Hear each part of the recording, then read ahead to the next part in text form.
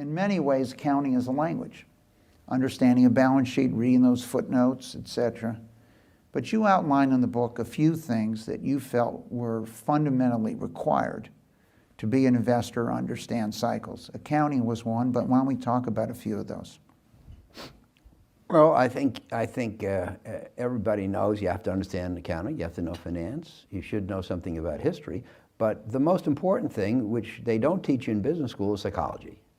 And if you go back and look at the past, if you look at a graph of the economy for the last 50 years, it kind of looks like this. It's got an upward trend and very modest divergence from the trend. Sometimes the trend is a 2% trend line. Sometimes it's up 3 and sometimes 1. In extremes, it's up 4 or down 1 or 2. Very modest volatility.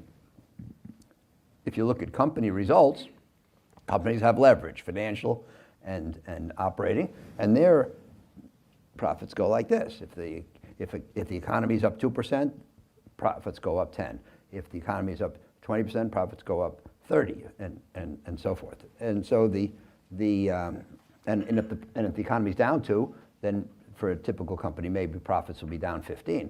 So the graph of profits is much more volatile than the graph of the economy.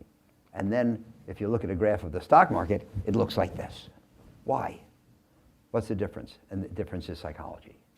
And Richard Feynman, the great physicist, said that physics would be much harder if electrons had feelings. We walk in the room, we turn on the light switch, the lights go on every time. We don't even wonder about it. I wonder if they're going to go on this time. But that's because the electrons go in this pattern. They never go there. They never say, no, we're on strike. They never forget to move. They always do what they're supposed to do. But people have feelings, and people rarely do what they're supposed to do, and they often react in the extreme to the events that develop, and those extreme reactions cause this extreme volatility. They overreact to things, and sometimes they don't react at all, and sometimes they don't react as they should. So I think that if you want to exist in the investment world, and you want to, you can just buy and hold good things if you want to take that approach.